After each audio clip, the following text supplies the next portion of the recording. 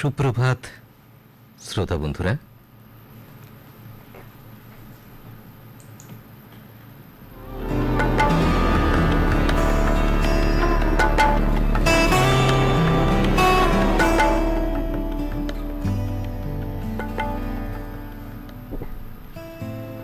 আজকের অভিজ্ঞাপনের উপস্থাপনায়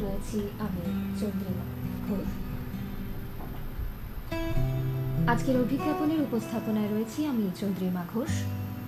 আর আমার সাথে রয়েছেন আমি নিতাই। আজ ২৬শে এপ্রিল। প্রতি বছর ২৬শে এপ্রিল পালিত হয় বিশ্ব মেধা সম্পদ দিবস, ওয়ার্ল্ড ইন্টেলেকচুয়াল প্রপার্টি ডে।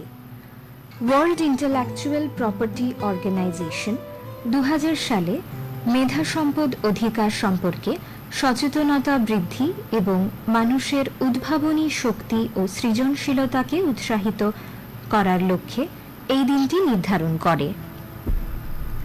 এটি কেবল প্যাটেন্ট বা ট্রেডমার্কের দিন নয়, বরং মানুষের মেধা থেকে সৃষ্ট নতুন কিছুর উদযাপন করার দিন। আমাদের দৈনন্দিন জীবনের প্রতিটি ক্ষেত্রে, স্মার্টফোন থেকে শুরু করে নিত্য নতুন ওষুধ, সবই কোনো না কোনো মানুষের মেধার ফসল। মেধা সম্পদ অধিকার আমাদের এই সৃজনশীলতাকে, এই উদ্ভাবনকেই আইনি সুরক্ষা প্রদান করে, যার ফলে উদ্ভাবকরা তাদের কাজের স্বীকৃতি ও আর্থিক সুবিধা পান। এই সুরক্ষা না থাকলে উদ্ভাবনের আগ্রহ কমে যেত, যা প্রযুক্তি ও সংস্কৃতির অগ্রগতিও থামিয়ে দিত। বিশ্ব মেধা সম্পদ দিবস আমাদের মনে করিয়ে দেয় যে একটি উন্নত ভবিষ্যৎ করতে হলে নতুন ধারণা বা আইডিয়াকে সম্মান করা এবং তা রক্ষা করা অপরিহার্য।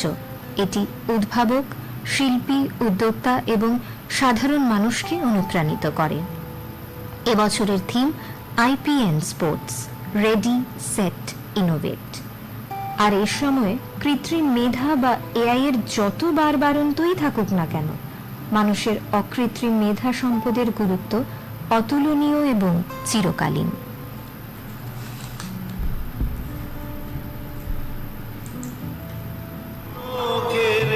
ঝর্ণা ধারায় ধুইয়ে দাও আপনাকে লুকিয়ে রাখা ধুলার ঢাকা, ধুইয়ে দাও আলোকের এই ঝর্ণা ধারায় ধুইয়ে দাও আপনাকে এই লুকিয়ে রাখা ধুলার ঢাকা, ধুইয়ে দাও আলোকের এই ঝর্ণা ধারায় ধুইয়ে দাও।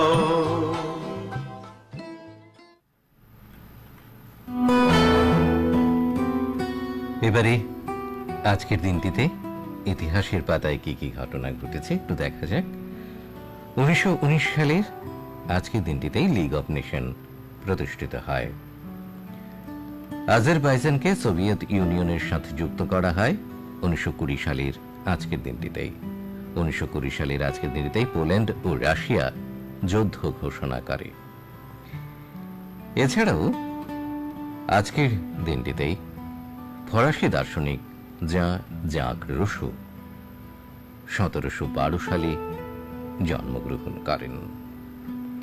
জেমস মনরো মার্কিন যুক্তরাষ্ট্রের পঞ্চম রাষ্ট্রপতি ১৭৫৮ সালের আজকের দিনটিতেই জন্মগ্রহণ করেন। ওয়েন উইলিয়ামস রিচার্ড ব্রিটিশ পদার্থবিজ্ঞানী ১৮৭৯ সালের আজকের দিনটিতেই জন্মগ্রহণ করেন। প্রখ্যাত চলচ্চিত্র পরিচালক নিতিন বসু ১৮৯৭ সালের আজকের দিনটিতেই জন্মগ্রহণ করেন। এছাড়াও প্রখ্যাত বাঙালি লেখক নারায়ণ সেননাল ১৯২৪ সালের আজকের দিনটিতেই জন্মগ্রহণ করেন।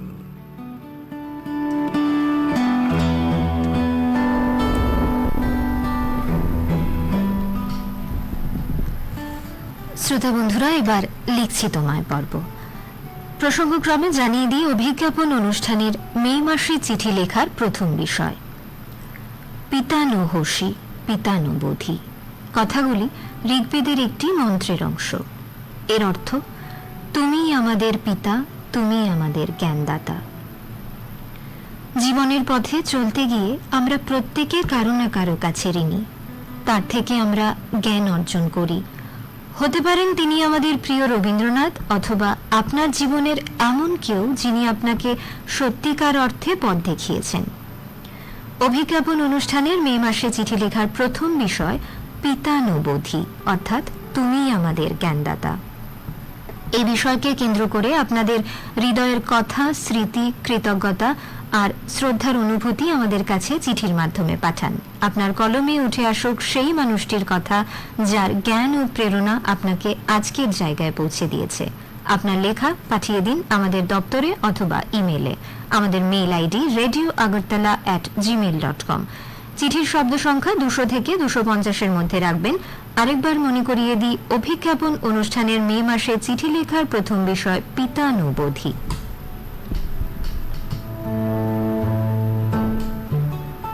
এবারে জানিয়ে দিই অভিজ্ঞাপন অনুষ্ঠানে মে মাসের দ্বিতীয় বিষয়। প্রতিদিনের জীবনে আমরা কত কিছুই না ভাবি, যদি সময় একটু থেমে যেত, যদি শৈশব আবার ফিরে আসতো, যদি মানুষ মানুষকে আরো একটু বেশি ভালোবাসতো, পৃথিবীটা যদি হিংসা ছেড়ে আরো শান্ত হতো। এই ছোট্ট যদি শব্দের মধ্যেই লুকিয়ে থাকে অসংখ্য স্বপ্ন, কল্পনা, আশা আর অনুভূতি। এই ভাবনাকে কেন্দ্র করেই অভিজ্ঞাপন এর মে মাসের দ্বিতীয় বিষয় যদি এমন হতো। হ্যাঁ, আপনি কি বদলাতে চাইতেন? কোনো অসম্ভবকে সম্ভব করতে চাইতেন? আপনার মনের সেই না বলা কথা, স্বপ্ন, আশা কিংবা আবেগ আমাদের লিখে পাঠান সহজ সুন্দর ভাষায়। তাই আর দেরি নয়, কলম তুলে নিন আজই, লিখে পাঠান আপনার চিঠি, বিষয় যদি এমন হতো। আপনার লেখা পাঠিয়ে দিন আমাদের দপ্তরের ইমেলে। আমাদের মেইল আইডি radioagartala@gmail.com। আর আবারও বলে দিই, চিঠির শব্দ সংখ্যা 200 থেকে 250-এর মধ্যেই রাখবেন। আরো একটি অনুরোধ রইল, মে মাসে দুটো বিষয় যে কোনো একটি নির্বাচিত করে সেই বিষয়েই লিখুন। আরেকবার মনে করিয়ে দিই, অভিজ্ঞাপন অনুষ্ঠানে মে মাসের দ্বিতীয় বিষয় যদি এমন হতো। শ্রোতা বন্ধুরা, গত জানুয়ারি মাসে চিঠি লেখার দ্বিতীয় বিষয় ছিল মায়ের সমান। এ বিষয়ে চিঠি লিখে আমাদের বিচারে শ্রেষ্ঠ পত্রদাতা হলেন পশ্চিম বর্ধমান দুর্গাপুর থেকে ডক্টর কাঞ্চন চট্টোপাধ্যায়। এবার শুনুন কাঞ্চন বাবুর সাক্ষাৎকার। অভিজ্ঞাপন অনুষ্ঠানে লিখছি তোমার বিভাগে যে জানুয়ারি মাসের দ্বিতীয় পক্ষের ভাবনার বিষয় ছিল মায়ের সমান। শ্রেষ্ঠ চিঠি যিনি লিখেছেন পশ্চিম বর্ধমান দুর্গাপুর MAMC টাউনশিপ থেকে ডক্টর কাঞ্চন চট্টোপাধ্যায়। আসুন তার সঙ্গে টেলিফোনে আমরা এখন কথা বলি। শুভ সকাল, নমস্কার, স্বাগত জানাই আমাদের অনুষ্ঠানে। নমস্কার। নমস্কার ডক্টর চট্টোপাধ্যায়, কেমন আছেন আপনি? ভালো আছি। প্রথমে যেটা জিজ্ঞেস করব আপনাকে, যে মা শব্দটি শুনলে আমাদের প্রথম কি মনে হয়? অ্যাকচুয়ালি মা শব্দটি তো মাই সব, মানে মানে জন্মগ্রহণ, তারপরে লালন পালন, পৃথিবীটাকে দেখার যে চোখটা বা কোনো কিছু কাজ করার যে অনুপ্রেরণা, সেটা সবটাই তো মায়ের কাছ থেকেই পাওয়া। মা মানে আসলে একটা সম্পূর্ণ পৃথিবী আমাদের। একদম, মা মানে সম্পূর্ণ পৃথিবী, এ নিয়ে কোনো সন্দেহ নেই। আসলে মা শব্দটির কোনো ব্যাখ্যা হয় না। একদমই, অ্যাকচুয়ালি রেসিপ্রোকেট করার ব্যাপার আছে, মানে যে স্নেহটা মায়ের কাছ থেকে পায় একজন সন্তান, সেটা রেসিপ্রোকেট মানে ফিরিয়ে দেওয়ার ব্যাপার। সেটা সম্মানের আকারে মায়ের কাছে ফিরে যাওয়ার যে ব্যাপারটা, সেটা সন্তানের থাকা উচিত। নাহলে মায়ের প্রতি তার কর্তব্য থেকে সে সরে আসছে। মাকে ভালোবাসি বলতে হয় না, একদম একদম যদি সত্যি কথা বলি আর কি, যে মাকে আমরা কজন বলেছি যে মা তোমাকে আমি ভালোবাসি? একদম একদম আমরা হয়তো এই কথাটা উচ্চারণ করি না, কিন্তু মনে মনে হয়তো ভাবি। হ্যাঁ, প্রবল ভাবে অনুভব করি। একদম একদম এবং সবচেয়ে বড় কথা যেটা, সেটা হলো যে মাকে আমরা ভালোবাসলেও বোধহয় মার ভালোবাসার কণা পরিমাণ আমরা করতে পারবো না আর কি। হ্যাঁ, সে তো কোনো পরিমাণ পরিশোধ করা তো সম্ভব নয়। না, সম্ভব না। একদমই।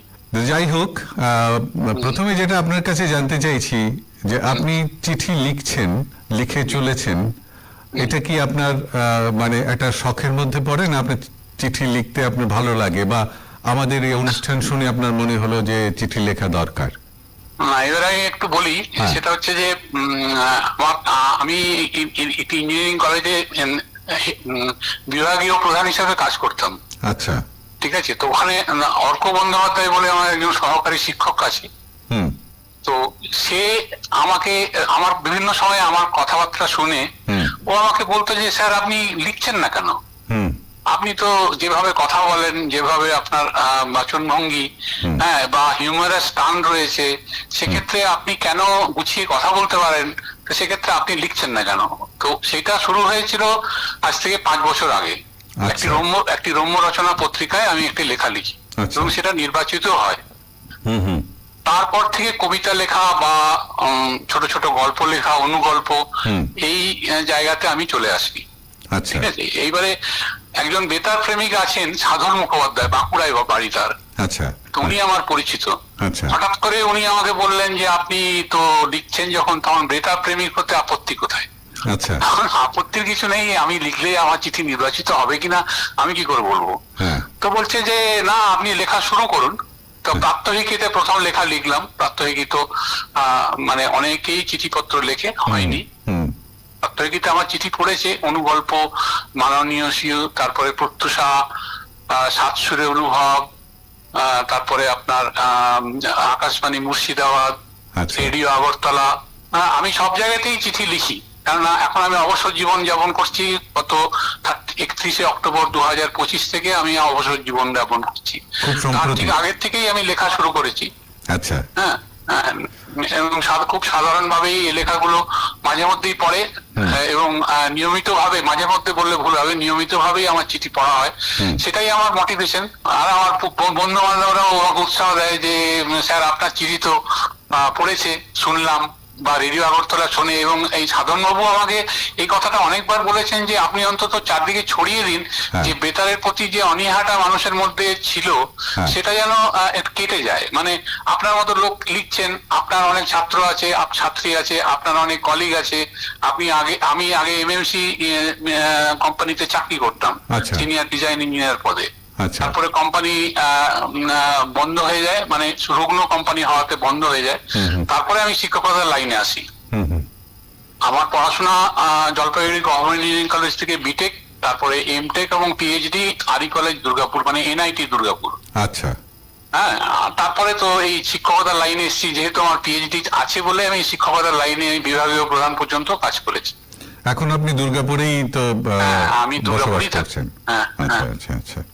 তো আপনার এই লেখার প্রতি যে আপনার এই টান, এটা মানে বলতে গেলে খুব বেশি দিনের নয়।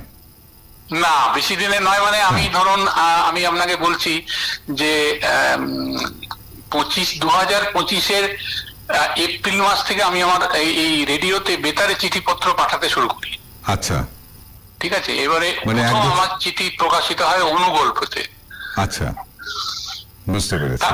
তারপরে আমি আস্তে আস্তে সমস্ত জায়গার ঠিকানা পাই। আমার প্রচুর পরিচিত আছে যারা রেডিও বেতার প্রেমিকদের সাথে আমার ঘনিষ্ঠতা বাড়ে। তো তারা আমাকে বিভিন্ন জায়গাতে, আপনাদের রেডিও আগরতলা বা আকাশবাণী মুর্শিদাবাদ বা আকাশবাণী শিলিগুড়ি, এই সমস্ত বুথ সকালে, মাননীয় সব জায়গারই আমাকে ইমেল আইডি দেয় বা হোয়াটসঅ্যাপ নাম্বার দেয়, যেখানে লেখা পাঠাতে পারা যায়। এই করে করে লেখার ইন্টারেস্টটা আমার বেড়েছে। মাঝে মাঝে যেহেতু আমার চিঠি নির্বাচিত হয়, সেই জন্য আমারও একটা মোটিভেশন এসেছে।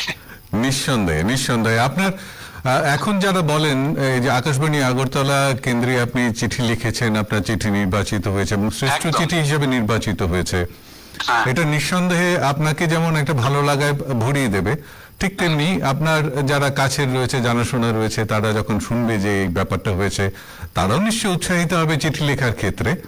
একদম, এবং একদম। চিঠি লেখার ক্ষেত্রে উৎসাহের সঙ্গে সঙ্গে আরেকটা জিনিস যেটা আপনি একটু আগে বলছিলেন, যে বেতারের প্রতিও কিন্তু একটা স্বাভাবিক আকর্ষণ কিন্তু গড়ে উঠছে এখন একদম জনসাধারণের ঠিক মধ্যে। বলেছেন, আকর্ষণ গড়ে উঠছে, কারণ এখন রেডিও খুলছে, তারপরে এখন তো আপনার স্মার্টফোনের জন্য বিভিন্ন রেডিওর অ্যাপ গুলোকে ডাউনলোড করেছে ঠিক, লোকে। ঠিক ঠিক হ্যাঁ, বাইরে বেরোলেও তারা মানে রেডিওর সঙ্গে যুক্ত থাকছে।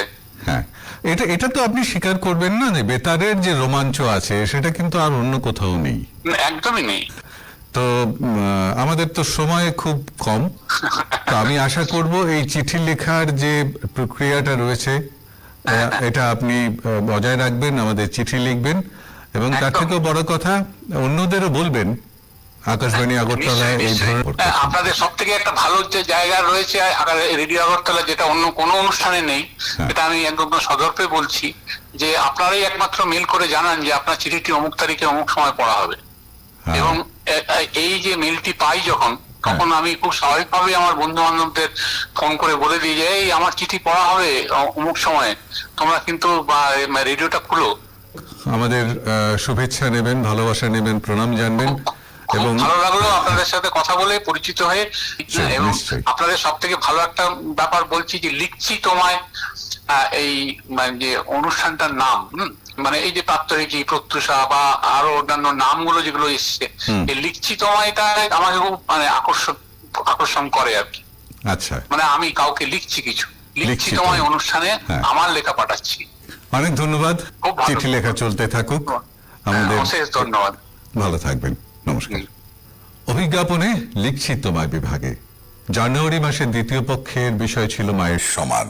যিনি শ্রেষ্ঠ চিঠি লিখেছেন তিনি পশ্চিম বর্ধমান দুর্গাপুর MAMC টাউনশিপে ডক্টর কাঞ্চন চট্টোপাধ্যায়। আমরা এতক্ষণ তার সঙ্গে কথা বললাম টেলিফোনে। এবারে শুনে নেব তার লেখা চিঠিটি।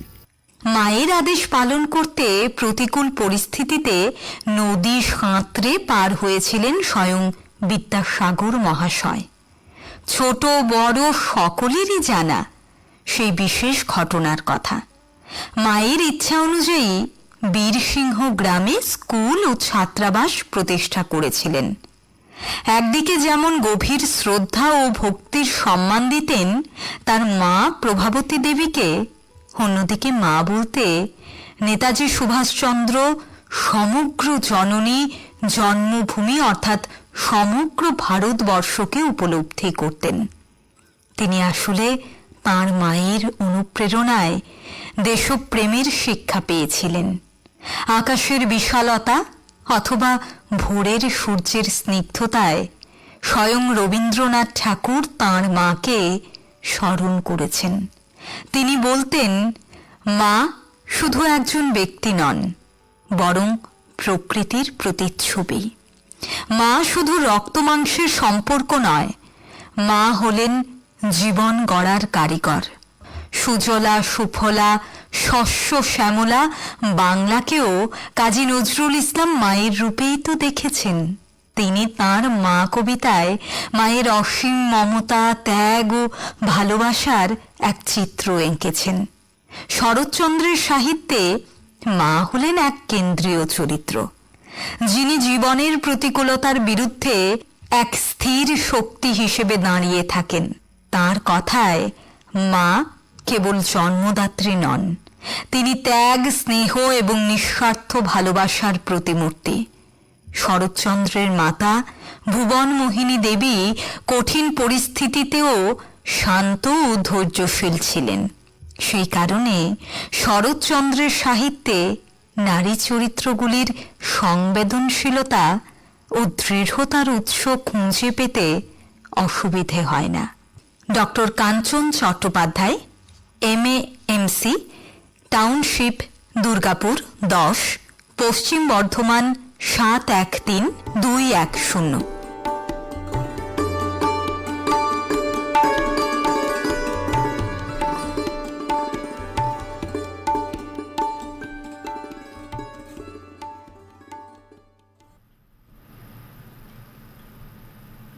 এতক্ষণ শুনলেন গত জানুয়ারি মাসের চিঠি লেখার দ্বিতীয় বিষয় মায়ের সমান বিষয়ে চিঠি লিখে আমাদের বিচারের শ্রেষ্ঠ পত্রদাতা পশ্চিমবঙ্গ বর্ধমান দুর্গাপুর থেকে ডক্টর কাঞ্চন চট্টোপাধ্যায়ের সাক্ষাৎকার।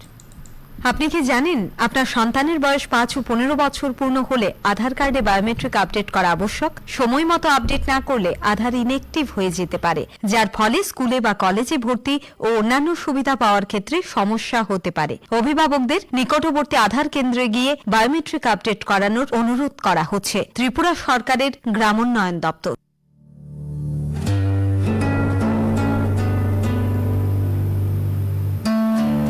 চিঠিপত্র পড়বেন। আর একটি চিঠি রয়েছে, চিঠিটি পাঠিয়েছেন আনন্দময়ী মুখোপাধ্যায়, 1/66 MM রোড, কলকাতা থেকে। সম্পর্কে সংকট এই বিষয়ে লিখেছেন, শৈশব থেকেই মানুষের সঙ্গে প্রতিবেশী, বন্ধু, সহযাত্রী, পরিবেশ, গাছপালা সকলের সাথে প্রতি মুহূর্তে সম্পর্ক তৈরি হচ্ছে। পরিবারে মাতা পিতা কত যত্ন করেই বড় করে তোলেন, আগলে রাখেন, আর চারপাশে থেকে দাদু, ঠাকুমা, কাকা, কাকিমা, ভাই, বোন, প্রতিবেশী, বন্ধু, স্বজন সবে মিলে থাকি। সেটা ভালোবাসা যেন নাহি কেহ পার। মাতা পিতার স্নেহ যত্নে আদরে বড় হওয়া, আর বড় হলে সেই পিতা মাতার থেকে বিচ্ছিন্ন হয়ে যাওয়া, তাদের আর্থিক দুরবস্থা, শারীরিক অসুস্থতায় আজকাল সন্তান ফিরেও তাকাচ্ছে না। মেধাবী ছাত্ররা তো দূর দেশেই পাড়ি দিচ্ছে। বৎসরান্তে পিতা মাতার খোঁজ নেয় না, যে শিক্ষকের যত্নে তার এই শিক্ষার উন্নতি, তার কথাও ভুলে যায়। সম্মান শ্রদ্ধা দেখায় না এই যুগ। এই সম্পর্কের এতটাই সংকট চলছে। সহপাঠী, প্রতিবেশী যাদের দেয়া আনন্দে সে নিজে একজন বিশিষ্ট মানুষ হয়ে বিদেশ যাত্রা করেছে, মুহূর্তের জন্য তাদের কথা মনে পড়ে না। শুধু একাই যেন এই পৃথিবীতে এসেছি, এর সব ভালো একাই গ্রাস করব। মানুষের হৃদয় অপরকে ভালোবাসতে ভুলেছে, প্রকৃতির সাথে তার সম্পর্ক চুকেছে। হিংসায় উন্মত্ত পৃথ্বী, নিত্য নিঠুর দ্বন্দ্ব, সম্পর্কের সংকটে মুহ্যমান। শুধু মানবে মানবে নয়, দেশে দেশেও সম্পর্কে সংকট। এই সুন্দর পৃথিবীকে রক্ষা করার চেষ্টা না করে শুধুই আগ্রাসন। গ্রহ গ্রহান্তরে পারি, কি হবে ছুটে যদি না আমাদের এই পৃথিবীকে ভালোবাসতে পারি। জীব বৈচিত্র্য রক্ষা করে ধরনীর সঙ্গে আরো মধুর সম্পর্ক না গড়তে পারি। আমার চারপাশের মানুষজন, প্রতিবেশীর সঙ্গে সুন্দর সম্পর্কে মুগ্ধ না হই, গ্রহ থেকে গ্রহান্তরে কোনো যাত্রায় কোনো আনন্দ লাভ হবে কি? চিঠিটি লিখেছেন আনন্দময়ী মুখোপাধ্যায়, 1/66 MM ঘোষ রোড, কলকাতা 74 থেকে। শ্রোতা বন্ধুরা, জানিয়ে দিচ্ছি এবার একটি তথ্য। আজ সকাল 10:55 মাননীয় প্রধানমন্ত্রী শ্রী নরেন্দ্র মোদীর মন কি বাত অনুষ্ঠানের 133তম পর্ব সম্প্রচারিত হবে। এবারে আরো একটি তথ্য আপনাদের জানিয়ে দিই। এত তারা সংখ্যালঘু, জাতিভুক্ত, উপজাতি খ্রিস্টান ও উপজাতি বৌদ্ধ, মুসলিম, জৈন ছাত্রছাত্রীদের জন্য জানানো যাচ্ছে যে রাজ্য সরকার ঘোষিত প্রথম প্রকল্প অনুযায়ী ত্রিপুরায় স্থায়ীভাবে বসবাসকারী আর্থিকভাবে দুর্বল পরিবারের বার্ষিক আয় সর্বোচ্চ 2,50,000 টাকা যাদের রয়েছে, সংখ্যালঘু জাতিভুক্ত ছাত্রছাত্রীরা সরকার অনুমোদিত কোনো শিক্ষা প্রতিষ্ঠান বিভিন্ন পেশাগত পাঠ্যক্রমে পড়াশোনার জন্য আর্থিক শর্ত সাপেক্ষে এককালীন আর্থিক সহায়তার দ্বিতীয় কিস্তি প্রদান করা হবে। যে সকল ছাত্রছাত্রী 2024-25 সালে কমপক্ষে 2 বছরের পাঠ্যক্রমের জন্য সরকার অনুমোদিত রাজ্যের এবং রাজ্যের বাইরে যে কোনো শিক্ষা প্রতিষ্ঠানে 2024-25 সালে প্রথম বর্ষে ভর্তি হয়েছে এবং শর্ত সাপেক্ষে সংখ্যালঘু কল্যাণ দপ্তর থেকে এককালীন আর্থিক সহায়তার জন্য নির্বাচিত হয়েছে, তাদের দ্বিতীয় কিস্তি দেয়া হবে। আর এজন্য তাদের পোর্টালে আবেদন করতে বলা হয়েছে। নির্দিষ্ট পোর্টাল হলো bmstripura.gov.in, আর সেটা করতে হবে আগামী 16ই মে 2026 ইংরেজি এই তারিখের মধ্যে। আরো একটি তথ্য রয়েছে, জানিয়ে দিই। জনজীবনে শান্তি শৃঙ্খলা বজায় রাখার লক্ষ্যে পশ্চিম ত্রিপুরা জেলার জেলাশাসক জেলার অন্তর্গত সদর এবং মোহনপুর মহকুমার ভারত বাংলাদেশ সীমান্তে 500 মিটার এলাকায় রাত 8টা থেকে পরের দিন সকাল 5টা পর্যন্ত সময়ে সাধারণ মানুষের চলাচলের উপর কিছু বিধিনিষেধ আরোপ করেছেন। আর এই বিধিনিষেধ থাকবে 19 জুন 2026 পর্যন্ত। শ্রোতা বন্ধুরা, এবার কাজের খবর। স্টাফ সিলেকশন কমিশন 3003টি শূন্য পদে নিয়োগের জন্য সিলেকশন পোস্ট 14 এর অধীনে রেজিস্ট্রেশন প্রক্রিয়া চালু করেছে। আগ্রহী প্রার্থীরা ssc.gov.in ওয়েবসাইটে গিয়ে আবেদন করতে পারেন। 4 মে রাত 11টা পর্যন্ত অনলাইনে আবেদন করা যাবে। চলতি বছর জুন মাসে কম্পিউটার বেসড পরীক্ষা হবে। মোট শূন্য পদের মধ্যে 346টি পদ সংরক্ষিত রয়েছে তপশিলি জাতির জন্য, তপশিলি উপজাতি 185 জন, অন্যান্য অনগ্রসর শ্রেণী ওবিসি 667 জন, অসংখ্যিত শ্রেণীর জন্য 1534টি, আর্থিকভাবে দুর্বল 271টি, দৃষ্টিশক্তি ক্ষীণ 24, অর্থোপেডিক্যালি হ্যান্ডিক্যাপডদের জন্য 40, এক্স সার্ভিসম্যান 101 এবং অন্যান্য 15 জন। আবারও জানিয়ে দিচ্ছি, আবেদন করার শেষ তারিখ 4 মে রাত 11টা পর্যন্ত। এবারে আবহাওয়ার পূর্বাভাস জানিয়ে দিই। আকাশ সাধারণত মেঘাচ্ছন্ন থাকবে, বজ্র সহ বৃষ্টিপাতের সম্ভাবনা রয়েছে। আজ ভোরে সর্বনিম্ন তাপমাত্রা পরিলক্ষিত হয় 21.6 ডিগ্রি সেলসিয়াস এবং গতকাল দিনের সর্বোচ্চ তাপমাত্রা ছিল 35.3 ডিগ্রি সেলসিয়াস। বাতাসে সর্বোচ্চ আপেক্ষিক আর্দ্রতা পরিলক্ষিত হয় 98% এবং সর্বনিম্ন 50%। আজ সর্বোচ্চ তাপমাত্রা থাকতে পারে 36 ডিগ্রি সেলসিয়াসের কাছাকাছি এবং সর্বনিম্ন 25 ডিগ্রি সেলসিয়াসের কাছাকাছি। শ্রোতা বন্ধুরা, আজকের অভিজ্ঞাপন আমরা এখানেই শেষ করছি। আপনাদের সাথে ছিলাম আমি চন্দ্রিমা আর আমি নিতাই। সবাই ভালো থাকবে।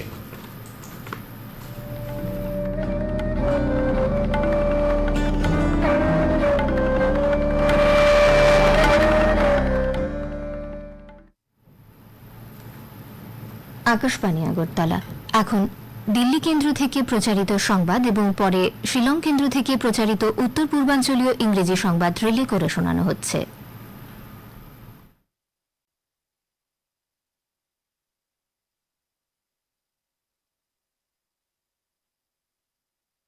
Presents Morning News.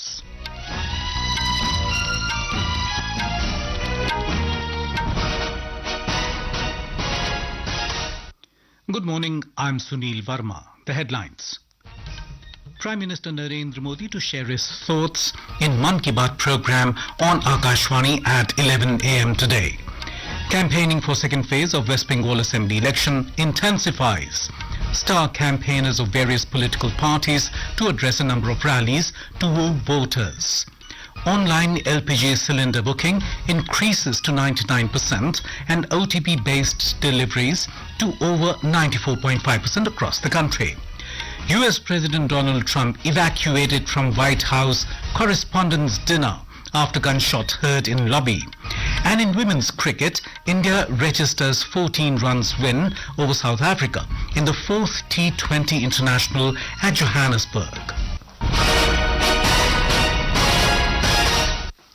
Prime Minister Narendra Modi will share his thoughts with the people of the country and abroad in the Mann Ki Baat program on Akashvani at 11 a.m. today. It will be the 133rd episode of the monthly radio program. The program will be broadcast across the entire Akashvani and Doordarshan network, the AIR News website and the News on AIR mobile app. It will also be live streamed on the YouTube channels of AIR News, DD News, the PMO and the Ministry of Information and Broadcasting. Akashvani will broadcast the program in regional languages immediately after the Hindi broadcast. Senior BJP leader Narendra Modi is scheduled to campaign in West Bengal today with a series of public meetings and road shows ahead of the assembly elections. Mr. Modi will address a public meeting at Thakur Nagar at 1:30 p.m. followed by a visit to Matua Thakur Mandir for darshan and puja. Later in the afternoon, Mr. Modi will hold another public meeting at Haripal. In the evening, he is scheduled to offer puja at Thanthania Kalibari. The Prime Minister will conclude the day's program with a road show in Kolkata from BK Pal Avenue to Khanna Crossing beginning at 5:30 p.m.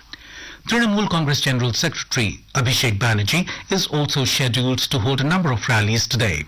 According to party sources, he will address a public meeting in Magrahat and take part in a roadshow at Phalta in South Chobis Parganas district. CPIM, Congress and ISF have also lined up a series of rallies and roadshows across the state today. The Election Commission has rolled out unprecedented security measures for the second phase of the assembly polls. Apart from using drones fitted with camera for the first time ever in any election, the total of 2,321 companies of central forces are being deployed across the state, supported by 142 general observers, 95 police observers, and 100 expenditure observers.